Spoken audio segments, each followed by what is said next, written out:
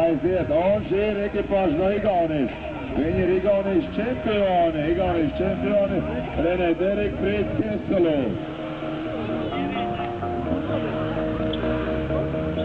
Un pagājušajā Latvijas čempiona posmā palika nepārspēti. Un, protams, mēģinās to atkārt arī šeit Trapeni. Un viņi tomēr nosaukums ir Nūdu Raķēs un Dubulu Raķēs. Es nezinu, tas ir piektīmēs, ko mums izpratīs. Un, tātad mēs zinām, ka 7-5 līdz šeit brīdi Tur. Dublī. Rezultāts 7-0-2, Vaintais Mirkus. Trešais labākais rezultāts uz to brīdi. Un ļoti veiksmīgi.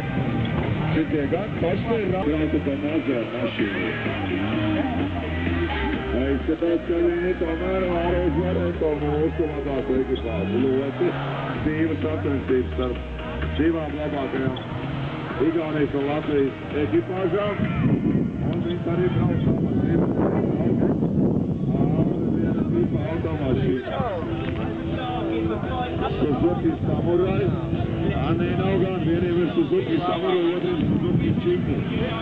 Es domāju, ka tā vieta. Skatīsimies, Samurais par Čimī.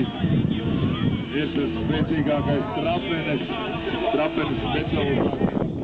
Samurais lido kalnu augšā.